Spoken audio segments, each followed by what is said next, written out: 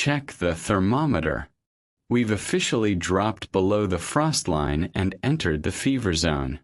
In Chapter 2, Stevens and Catherwood leave the sterile air of New York and land in Belize, a place where the humidity hits you like a physical weight. Before we assess the local pathology, acclimatize to the channel, subscribe, and authorize the landing like.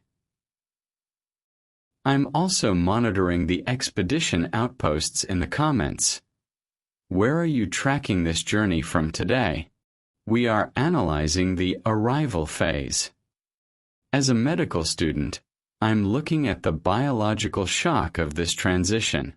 Stevens describes a town built on mahogany and social tension, where the air feels heavy with potential infection. This isn't just a new country. It's a new biological reality. Stay hydrated. The real heat is just beginning. Let's open the file. Chapter 2. We had engaged a servant, a French Spaniard, Saint Domingo born and Omoa bred, bearing the name of Augustin, young and, as we at first thought, not very sharp. Early in the morning he asked us what we would have for breakfast, naming eggs, chickens, and sea. We gave him directions, and in due time sat down to breakfast. During the meal, something occurred to put us on inquiry, and we learned that everything on the table, excepting the tea and coffee, belonged to the Padre. Without asking any questions or thinking of the subject at all, we had taken for granted that the steamboat made all necessary provisions for passengers, but, to our surprise, learned that the boat furnished nothing, and that passengers were expected to take care of themselves. The Padre had been as ignorant and as improvident as we, but some good Catholic friends, whom he had married or whose children he had baptized, had sent on board contributions of various kinds, and, among other things, odd luggage for a traveler, a coop full of chickens. We congratulated the Padre upon his good fortune in having us with him, and ourselves upon such a treasure as Augustin. I may mention, by the way, that in the midst of Colonel M'Donald's hospitalities, Mr. Catherwood and I exhibited rather too much of the old traveler. When at dinner the last day, Mr. C. was called from table to superintend the removal of some luggage, and shortly after I was called out, and, fortunately for Colonel M'Donald and the credit of my country, I found Mr. C. quietly rolling up to send back to New York a large blue cloak belonging to the Colonel, supposing it to be mine. I returned to the table and mentioned to our host his narrow escape, adding that I had some doubt about a large canvas sack for bedding which I had found in my room, and, presuming it was one that had been promised me by Captain Hampton, had put on board the steamboat. But this, too, it appeared, belonged to Colonel M'Donald, and for many years had carried his camp bed. The result was that the Colonel insisted upon our taking it, and I am afraid it was pretty well worn out before he received it again. The reader will infer from all this that Mr. C. and I, with the help of Augustine, were fit to travel in any country, but to return. It was a beautiful day. Our course lay nearly south, directly along the coast of Honduras. In his last voyage, Columbus discovered this part of the continent of America, but its verdant beauties could not win him to the shore. Without landing, he continued on to the Isthmus of Darien, in search of that passage to India which was the aim of all his hopes, but which it was destined he should never see. Steamboats have destroyed some of the most pleasing illusions of my life. I was hurried up the Hellespont, past Sestus and Abydos, and the plain of Troy, under the clatter of a steam engine, and it struck at the root of all the romance connected with the adventures of Columbus, to follow in his track accompanied by the clamor of the same panting monster. Nevertheless, it was very pleasant. We sat down under an awning, The sun was intensely hot, but we were sheltered and had a refreshing breeze. The coast assumed an appearance of grandeur and beauty that realized my ideas of tropical regions. There was a dense forest to the water's edge. Beyond were lofty mountains, covered to their tops with perpetual green, some isolated, and others running off in ranges higher and higher, till they were lost in the clouds. At 11 o'clock, we came in sight of Puenta Gorda, a settlement of Carib Indians about 150 miles down the coast, and the first place at which I had directed the captain to stop. As we approached, we saw an opening on the water's edge, with a range of low houses, reminding me of a clearing in our forest at home. It was but a speck on the great line of coast. On both sides were primeval trees. Behind towered an extraordinary mountain, apparently broken into two, like the back of a two-humped camel. As the steamboat turned in, where steamboat had never been before, the whole village was in commotion. Women and children were running on the bank, and 4 men descended to the water and came off in a canoe to meet us.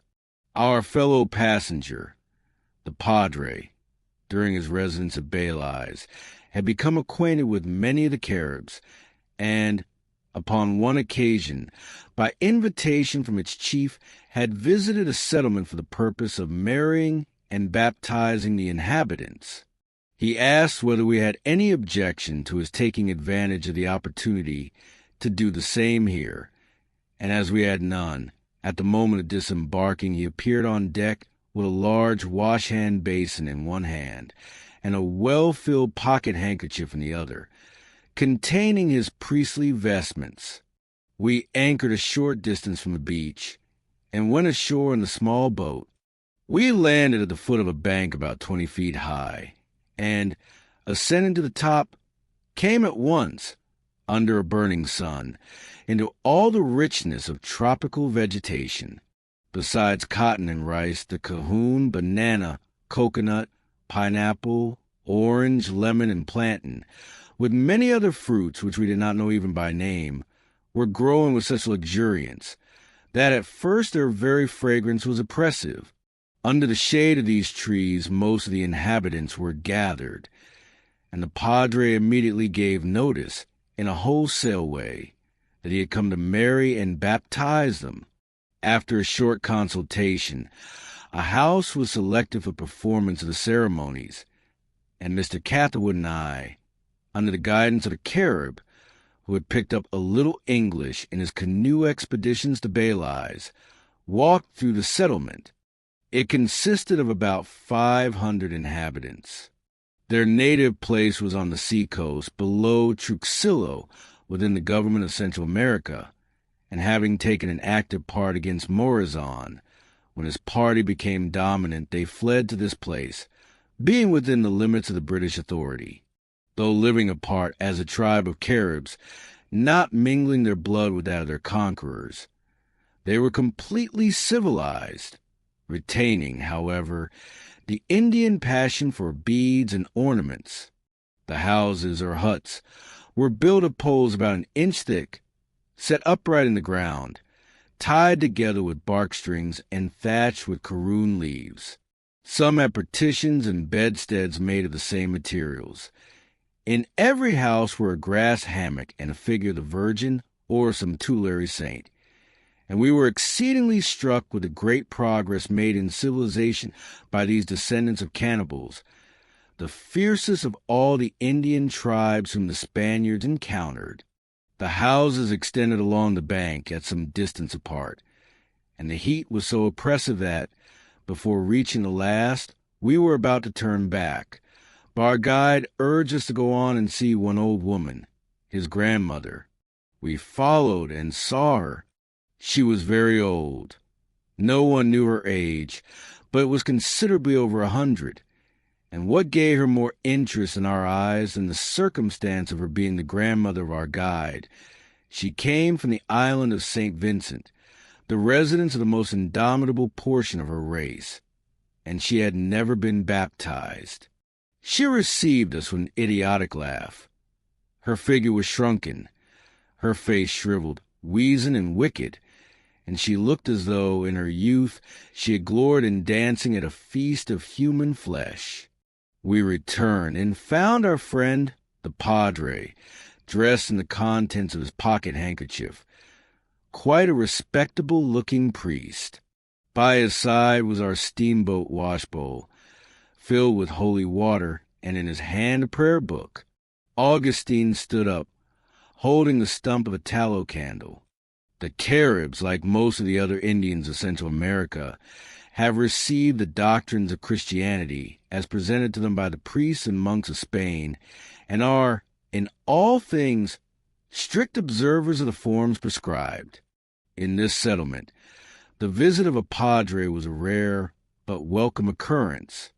At first, they seemed to have a suspicion that our friend was not Orthodox, because he did not speak Spanish. But when they saw him in his gown and surplice, with the burning incense, all distrust vanished. There was little to be done in the way of marrying, there being a scarcity of men for that purpose, as most of them were away fishing or at work. But a long file of women presented themselves, each with a child in her arms, for baptism. They were arranged around the wall in a circle, and the padre began. Of the first he asked a question which I believe is not to be found in the book, and which in some places it would be considered impertinent to put to a mother who offered her child for initiation into the church, viz., whether she was married. She hesitated, smiled, laughed, and answered no. The padre told her that this was very wrong and unbecoming a good Christian woman, and advised her to take advantage of the present opportunity to marry the child's father. She answered that she would like to do so, but that he was away cutting mahogany. And here, as his questions and her answers had to pass through an interpreter, the affair began to be complicated. Indeed, so many of the women interposed, all speaking at once, that the padre became aware he had touched upon delicate ground, and so passed on to the next. In fact, even with the regular business our friend had enough to do. He understood but little Spanish. His book was in Latin, and not being able to translate as readily as the occasion required, he had employed the interval of our absence in copying on a slip of paper from a Spanish Protestant prayer book the formal part of the baptismal service. In the confusion, this was lost, and the padre was thrown back upon his Latin, to be translated into Spanish as required. After laboring a while, he turned to Augustin and gave him in English the questions to put to the women. Augustin was a good Catholic, and listened to him with as much respect as if he had been the Pope, but did not understand a word he said. I explained to Augustin in French, who explained to one of the men in Spanish, who explained to the women. This, of course, led to confusion, but all were so devout and respectful that, in spite of these tribulations, the ceremony was solemn. When he came to the Latin parts, our friend rattled it off as fast as if fresh from propaganda at Rome, and the Caribs were not much behindhand.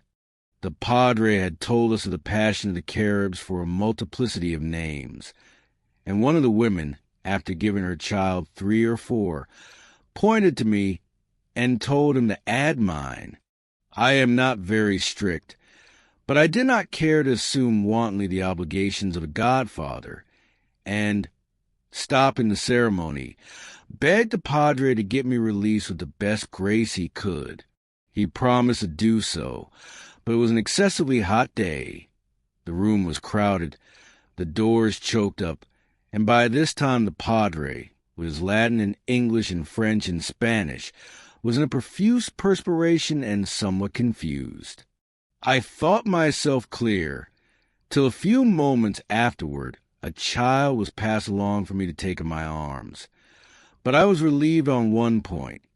I thought that it was a lady who had become a mother without being a wife, that wished her child to bear my name. but was another. Still, I most ungallantly avoided receiving the baby. On going away, however, the woman intercepted me, and, thrusting forward the child, called me compadre, so that, without knowing it, I became godfather to a Carib child. Fortunately, its mother was an honest woman, and the father stood by at the time. In all probability, I shall never have much to do with its training, and I can only hope that, in due season, it will multiply the name and make it respectable among the Caribs. We returned to the steamboat, and in a few minutes were again underway, steering for the Rio Dulce. An amphitheater of lofty mountains stretches for many miles along the coast, and back till they are lost to sight, and on the right bank was one of the places I intended to visit. It was 4 o'clock in the afternoon, and, in steering towards it, the captain told me that, if we cast anchor, it would be necessary to lie there till morning. I was loath to lose the only opportunity one shall probably ever have of stopping a steamboat, but I had an eager, almost a burning curiosity to see the Golfo Dolce, and we all agreed that it would be wanting to lose such an opportunity of seeing it to advantage. I therefore directed the captain to move close to the bank and pass on. The bank was elevated about 30 feet above the water, and rich and luxuriant as at Puenta Gorda. The site of the intended city was occupied by another tribe of Caribs, who, like the first, driven from their home by war, had followed up the coast, and, with that eye for the picturesque and beautiful and natural scenery which distinguishes the Indians everywhere, had fixed themselves upon this spot. Their leaf-thatched huts were ranged along the bank, shaded by groves of plantain and cocoa-nut trees. Canoes, with sails set, were lying on the water, and men and women were sitting under the trees, gazing at us. It was a soft and sunny scene, speaking peace and freedom from the tumults of a busy world. But, beautiful as it was, we soon forgot it, for a narrow opening in a rampart of mountains wooed us on, and in a few moments we entered the Rio Dulce. On each side, rising perpendicularly from 300 to 400 feet, was a wall of living green. Trees grew from the water's edge with dense, unbroken foliage. To the top, not a spot of barrenness was to be seen, and on both sides, from the top to the highest trees, long tendrils descended to the water, as if to drink and carry life to the trunks that bore them. It was, as its name imports, a Rio Dulce, a fairy scene of Titan land, combining exquisite beauty with colossal grandeur. As we advanced, the passage turned, and in a few minutes we lost sight of the sea, and were enclosed on all sides by a forest wall.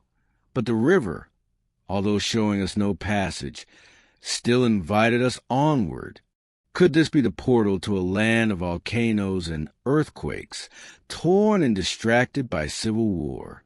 For some time we looked in vain for a single barren spot. At length we saw a naked wall of perpendicular rock, but out of crevices, and apparently out of the rock itself, grew shrubs and trees. Sometimes we were so enclosed that it seemed as if the boat must drive in amongst the trees. Occasionally, in an angle of the turns, the walls sunk, and the sun struck it with scorching force. But in a moment we were again in the deepest shade. From the fanciful accounts we had heard, we expected to see monkeys gambling among the trees, and parrots flying over our heads. But all was as quiet as if man had never been there before. The pelican, the stillest of birds, was the only living thing we saw, and the only sound was the unnatural bluster of our steam engine. The wild defile that leads to the excavated city of Petra is not more noiseless or more extraordinary, but strangely contrasting in its sterile desolation, while here all is luxuriant, romantic, and beautiful. For 9 miles the passage continued thus one scene of unvarying beauty, when suddenly the narrow river expanded into a large lake, encompassed by mountains and studded with islands, which the setting sun illuminated with gorgeous splendor. We remained on deck till a late hour, and awoke the next morning in the harbor of Yzabal. A single schooner of about 40 tons showed the low state of her commerce. We landed before 7 o'clock in the morning, and even then it was hot. There were no idlers on the bank, and the custom house officer was the only person to receive us. The town stands on a gentle elevation on the banks of the Golfo Dulce, with mountains piled upon mountains behind. We walked up the street to the square, on one side of which was the house of Messrs. Ampudia and Polero, the largest, and, except one they were then engaged in building, the only frame house in the place. The rest were all huts, built of poles and reeds, and thatched with leaves of the cahoon tree. Opposite their door was a large shed, under which were bales of merchandise and mules and muleteers and Indians for transporting goods across the Mico Mountain. The arrival of the Padre created a great sensation. It was announced by a joyful ringing of the church bells, and in an hour after he was dressed in his surplice and saying Mass. The church stood at the head of the square, and like the houses, was built of poles and thatched with leaves. In front, at a distance of 10 or 15 feet, was a large wooden cross. The floor was of bare earth, but swept clean and strewed with pine leaves. The sides were trimmed with branches and festoons of flowers, and the altar was ornamented with figures of the Virgin and saints and wreaths of flowers. It was a long time since the people had had the privilege of hearing Mass, and the whole population, Spaniards, mestizos, and Indians, answered the unexpected but welcome call of the matin bell. The floor was covered with kneeling women having white shawls over their heads, and behind, leaning against the rude pillars, were the men, and their earnestness and humility, the earthen floor and the thatched roof, were more imposing than the pomp of worship in the rich cathedrals of Europe or under the dome of St. Peter's. After breakfast, we inquired for a barber, and were referred to the collector of the port, who, we were told, was the best hair cutter in the place. His house was no bigger than his neighbor's, but inside hung a military saddle, with holsters and pistols, and a huge sword, the accoutrements of the collector, when he sallied out at the head of his deputy to strike terror into the heart of a smuggler. Unfortunately, the honest Democrat was not at home, but the deputy offered his own services. Mr. C. and I submitted, but the Padre, who wanted his crown shaved, according to the rules of his order, determined to wait the return of the collector. I next called upon the commandant with my passport. His house was on the opposite side of the square. A soldier about 14 years old, with a bell-crowned straw hat falling over his eyes like an extinguisher upon a candle, was standing at the door as sentinel. The troops, consisting of about 30 men and boys, were drawn up in front, and a sergeant was smoking a cigar and drilling them. The uniform purported to be a white straw hat, cotton trousers, and sure outside musket and cartridge box. In one particular, uniformity was strictly observed, viz., all were barefooted. The first process of calling off rank and file was omitted, and, as it happened, a long-legged fellow, 6 feet high, stood next to a boy 12 or 13 years old. The custom-house officer was with the sergeant, advising him, and, after maneuver and a consultation, the sergeant walked up to the line, and with the palm of his hand struck a soldier on that part of the body which, in my younger days, was considered by the schoolmaster the channel of knowledge into a boy's brain. The commandant of this hopeful band was Don Juan Pinal, a gentleman by birth and education, who, with others of his family, had been banished by General Morazan and sought refuge in the United States. His predecessor, who was an officer of Morazan, had been just driven out by the Carrera party, and he was but 20 days in his place. 3 great parties at that time distracted Central America: that of Morazan, the former president of the Republic, in San Salvador, of Ferrera in Honduras, and of Carrera in Guatemala. Ferrera was a mulatto and Carrera an Indian, and, though not fighting for any common purpose, they sympathized in opposition to Morazan. When Mr. Montgomery visited Guatemala, it was just thrown into a ferment by the rising of Carrera, who was then regarded as the head of the troop of banditti, a robber and assassin. His followers were called cachoricos, meaning false coin, and Mr. Montgomery told me that against an official passport would be no protection whatever. Now, he was the head of the party that ruled Guatemala. Senor Pinal gave us a melancholy picture of the state of the country. A battle had just been fought near San Salvador between General Morazan and Ferrera, in which the former was wounded. But Ferrera was routed, and his troops were cut to pieces, and he feared Morazan was about to march upon Guatemala. He could only give us a passport to Guatemala, which he said would not be respected by General Morazan. We felt interested in the position of Senor Pinal. Young, but with a face bearing the marks of care and anxiety, a consciousness of the miserable condition of the present, and fearful forebodings for the future. To our great regret, the intelligence we received induced our friend the Padre to abandon, for the present, his intention of going to Guatemala. He had heard all the terrible stories of Morazan's persecution and proscription of the priests, and thought it dangerous to fall into his hands. And I have reason to believe it was the apprehension of this which ultimately drove him from the country. Toward evening I strolled through the town. The population consisted of about 1,500 Indians, Negroes, mulattoes, mestizos, and mixed blood of every degree, with a few Spaniards. Very soon I was accosted by a man who called himself my countryman, a mulatto from Baltimore, and his name was Philip.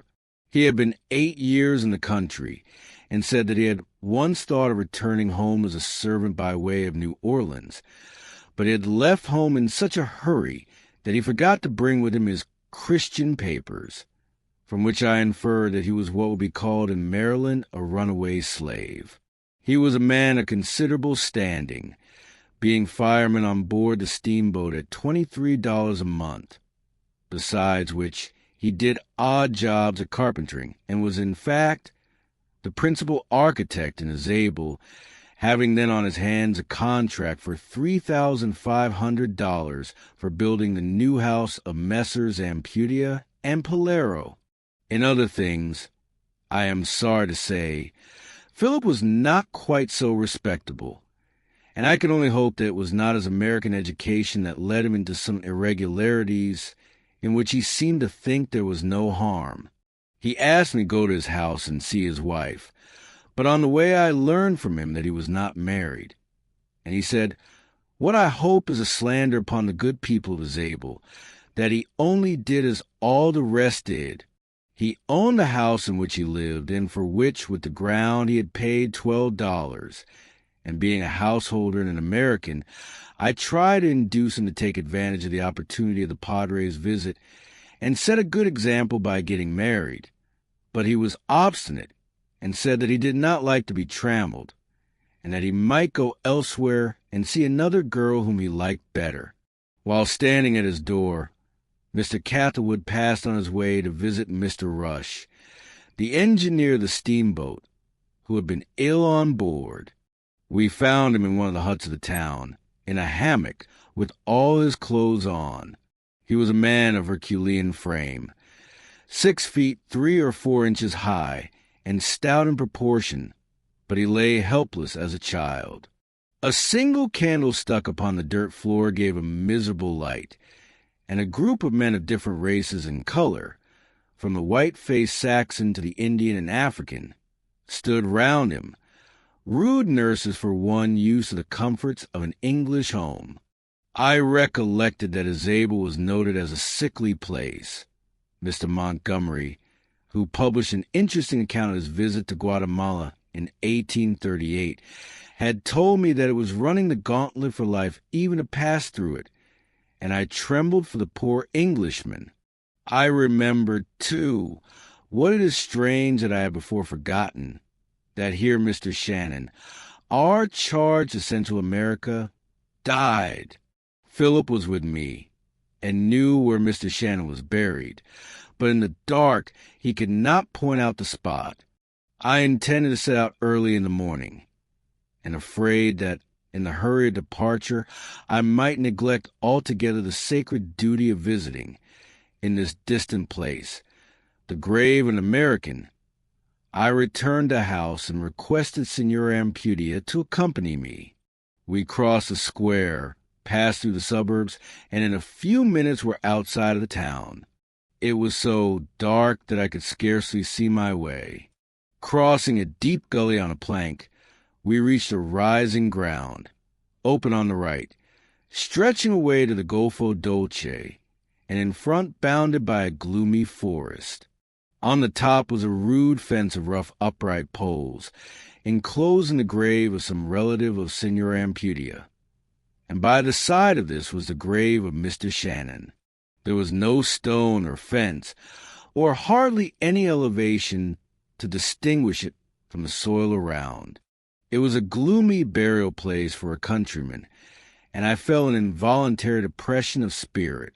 A fatality had hung over our diplomatic appointment to Central America. Mr. Williams, Mr. Shannon, Mr. DeWitt, Mr. Leggett, all who had ever held it, were dead. I recollected an expression in a letter from a near relative of Mr. DeWitt.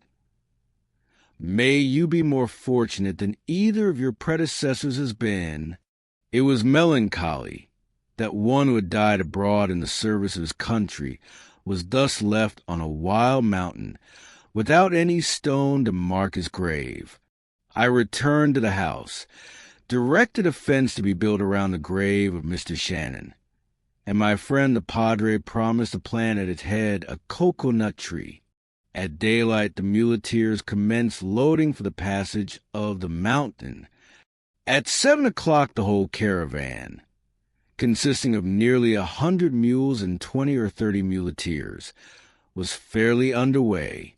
Our immediate party consisted of 5 mules, 2 for Mr. Catherwood and myself, 1 for Augustin, and 2 for luggage, besides which we had 4 Indian carriers. If we had been consulted, perhaps at that time we should have scrupled to use men as beasts of burden. But Senora Ampudia had made all the arrangements for us. The Indians were naked, except a small piece of cotton cloth around the loins, and crossing in front between the legs. The loads were arranged so as to have on one side a flat surface. The Indians sat on the ground with their backs against the surface, passed the strap across the forehead, which supported the load, and, adjusting it on their shoulders, with the aid of a staff or the hand of a bystander, rose upon their feet. It seemed cruel, but before much sympathy could be expended upon them, they were out of sight. At 8 o'clock Mr. C. and I mounted, each armed with a brace of pistols and a large hunting knife, which we carried in a belt around the body, besides which, afraid to trust it in other hands, I had a mountain barometer slung over my shoulder. Augustin carried pistols and sword. Our principal muleteer, who was mounted, carried a machete and a pair of murderous spurs, with rowels 2 inches long, on his naked heels, and 2 other muleteers accompanied us on foot, each carrying a gun. A group of friendly bystanders gave us their adieus and good wishes, and, passing a few straggling houses which constitute the suburbs, we entered upon a marshy plain sprinkled with shrubs and small trees, and in a few minutes were in an unbroken forest. At every step the mules sank to their fetlocks in mud, and very soon we came to great puddles and mud holes, which reminded me of the breaking of a winter and the solitary horse bath in one of our primeval forests at home. As we advanced, the shade of the trees became thicker, the holes larger and deeper, and roots rising 2 or 3 feet above the ground crossed the path in every direction. I gave the barometer to the muleteer and had as much as I could do to keep myself on the saddle. All conversation was at an end, and we kept as close as we could to the track of the muleteer. When he descended into a mud hole and crawled out, the entire legs of his mule blue with mud, we followed and came out as blue as he. The caravan of mules, which had started before us, was but a short distance ahead, and in a little while we heard ringing through the woods the loud shout of the muleteers and the sharp crack of the whip. We overtook them at the bank of a stream which broke rapidly over a stony bed. The whole caravan was moving up the bed of the stream. The water was darkened by the shade of the overhanging trees. The muleteers, without shirts and with their large trousers rolled up to the thighs and down from the waistband, were scattered among the mules. One was chasing a stray beast, a second darting at one whose load was slipping off, a third lifting up one that had fallen, another, with his foot braced against a mule's side, straining at the girth, all shouting, cursing, and lashing, the whole a mass of inextricable confusion, and presenting a scene almost terrific. We held up to let them pass, and, crossing the stream, rode a short distance on a level road, but over fetlock deep in mud, and cutting off a bend, fell into the stream ourselves in the middle of the caravan. The branches of the trees met over our heads, and the bed of the stream was so broken and stony that the mules constantly stumbled and fell.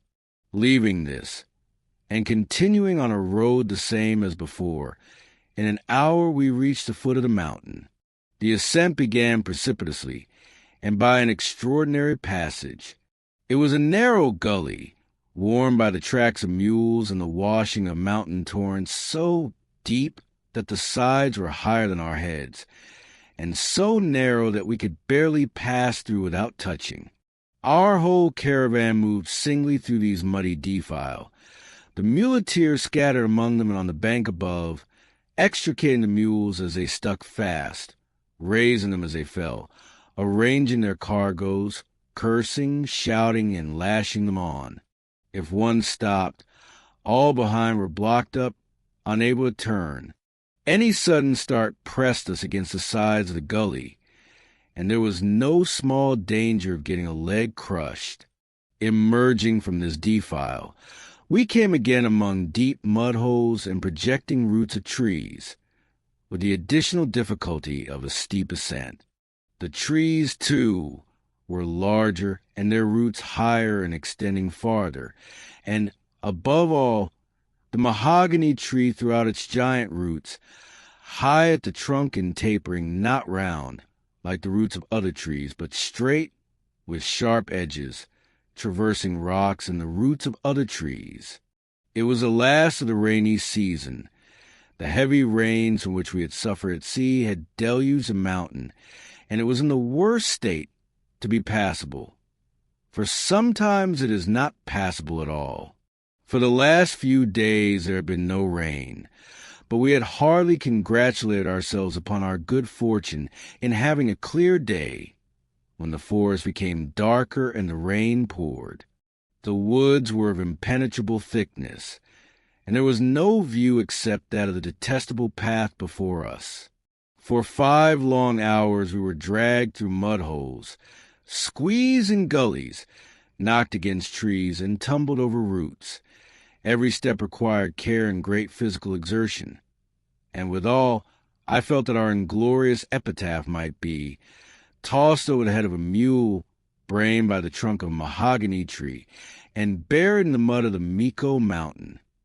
We attempted to walk, but the rocks and roots were so slippery, the mud holes so deep, and the ascents and descents so steep, that it was impossible to continue. The mules were only half loaded, and even then several broke down. The lash could not move them, and scarcely one passed over without a fall. Of our immediate party, mine fell first.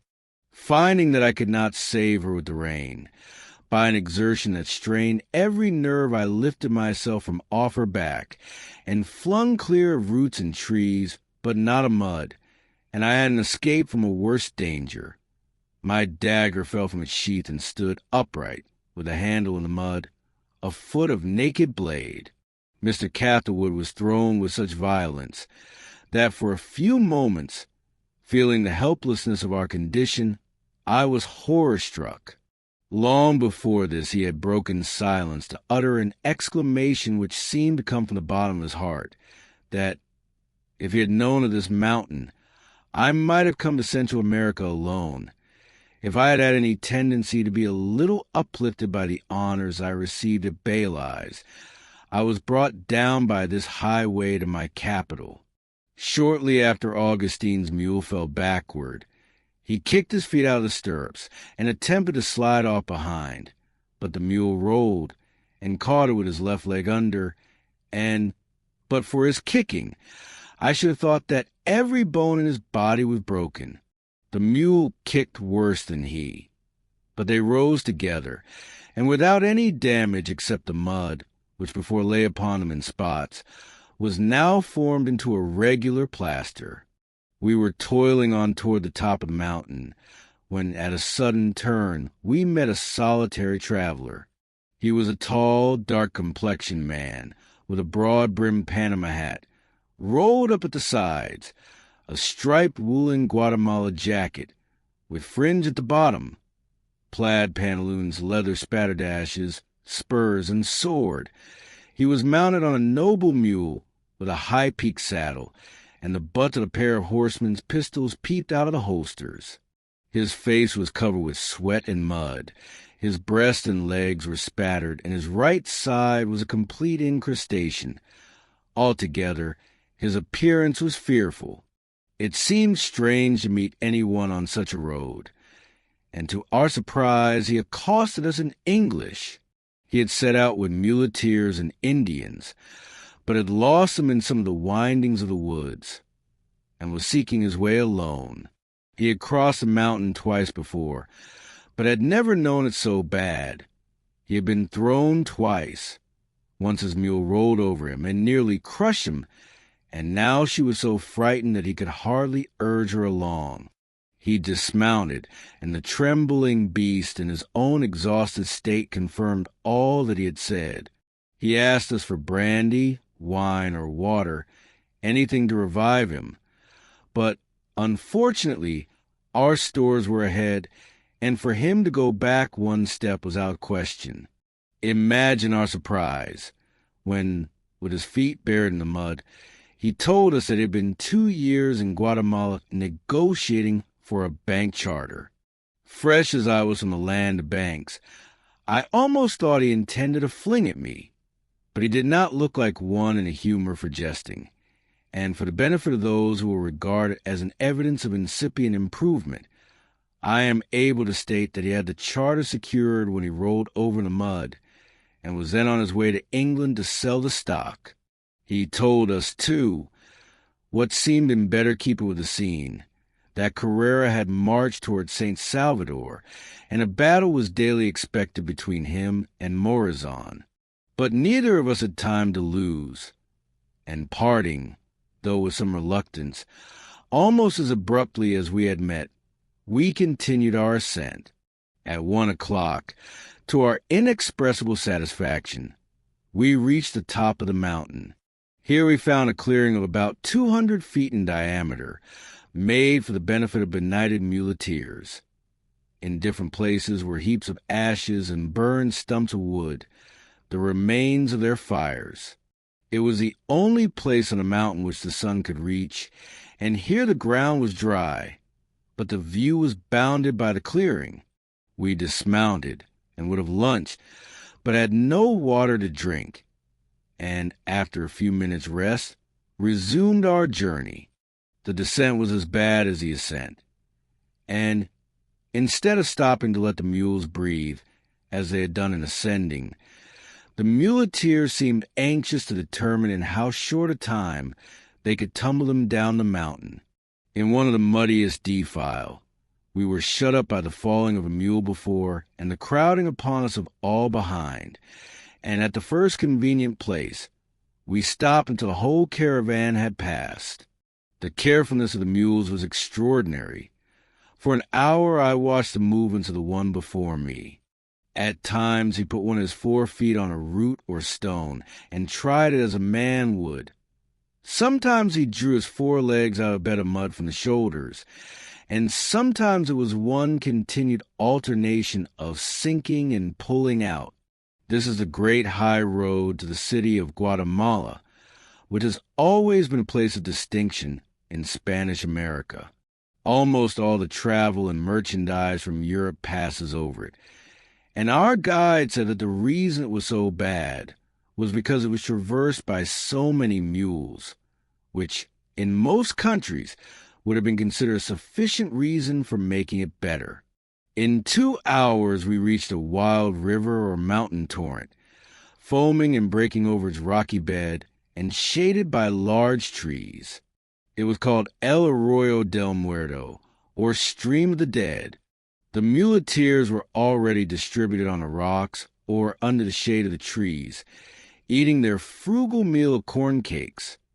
The mules were in the river or scattered along the bank, and we selected a large tree, which spread its branches over us like a roof, and so near the stream that we could dip our drinking cups into the water.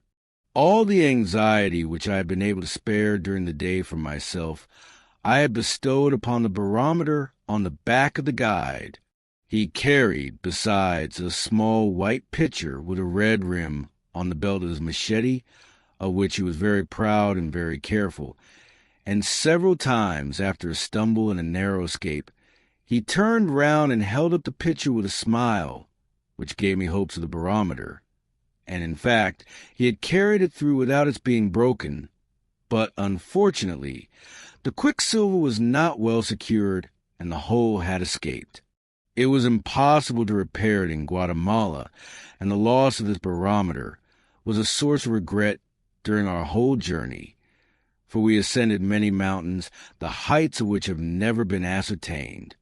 But we had another misadventure, which at the moment touched us more nearly. We sat on the ground, Turkish fashion, with a vacant space between us. Augustin placed before us a well-filled napkin, and as we dipped water from the clear stream by our side, a spirit of other days come over us, and we spoke in contempt of railroads, cities, and hotels. But oh, publicans, you were avenged. We unrolled the napkin, and the scene that presented itself was too shocking even for the strongest nerves. We had provided bread for 3 days, eggs boiled hard, and 2 roasted fowls for as long as they might last. Augustine had forgotten salt, but he had placed in the napkin a large paper of gunpowder, as an adventure of his own. The paper was broken, and the bread, fowls, and eggs were thoroughly seasoned with this new condiment. All the beauty of the scene, all our equanimity, everything except our tremendous appetites, left us in a moment. Country taverns rose up before us, and we, who had been so amiable, abused Augustine and wished him the whole murderous seasoning in his own body. We could not pick out enough to satisfy hunger. It was, perhaps, the most innocent way of tasting gunpowder, but even so it was a bitter pill. We picked and made excavations for immediate use, but the rest of our stores was lost. This over, we mounted, and, fording the stream, continued our descent. Passing off by a spur of the mountain, we came out upon an open ridge, commanding a view of an extensive savanna. Very soon we reached a fine tableland, where a large party of muleteers, on their way to Yzabal, were encamped for the night. Bales of indigo, which formed their cargoes, were piled up like a wall. Their mules were pasturing quietly near them, and fires were burning to cook their suppers. It was a great satisfaction to be once more in an open country, and to see the mountain, with its dense forest, lighted up by the setting sun, grand and gloomy, and ourselves fairly out of it. With 10 hours of the hardest riding I ever went through, we had made only 12 miles. Descending from this tableland, we entered a plain, thickly wooded, and in a few minutes reached a grove of wild palm trees of singular beauty. From the top of a tall, naked stem grew branches 20 or 30 feet long, spreading from the trunk and falling outward with a graceful bend, like enormous plumes of feathers. The trees stood so close that the bending branches met and formed arches, in some places as regular as if constructed by art. And as we rode among them, there was a solemn stillness, an air of desolation, that reminded us of the columns of an Egyptian temple. Towards dark we reached the Rancho of Mico. It was a small house, built of poles and plastered with mud. Near it, and connected by a shed thatched with branches, was a larger house, built of the same material, expressly for the use of travelers.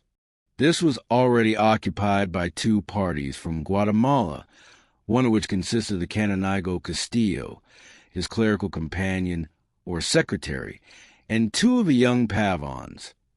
The other was a French merchant on his way to Paris. Mr. C and I were picturesque-looking objects, not spattered but plastered with mud from head to foot, but we were soon known, and received from the whole company a cordial welcome to Central America. Their appearance was such as gave me a highly favorable opinion of the description of persons I should meet at Guatemala. The Canonigo was one of the first men in the country in position and character, and was then on his way to Havana on a delicate political mission, being sent by the Constituent Assembly to invite back the Archbishop, who had been banished by General Morazan 10 years before. He undertook to do the honors, and set before us chocolate, and what he called the national dish, frijoles or black beans fried, which, fortunately for our subsequent travels, we could tone to at once. We were very tired, but agreeable company was better than sleep. The Canonigo had been educated at Rome, and passed the early part of his life in Europe. The Frenchman was from Paris. The young Pavons were educated in New York, and we sat till a late hour, our clothes stiff with mud, talking of France, Italy, and our home. At length we hung up our hammocks. We had been so much occupied that we had paid no attention to our luggage, and when we wanted to procure a change of raiment, could not find our men, and were obliged to turn in as we were. But with the satisfactory feeling that we had passed the mountain, we soon fell asleep,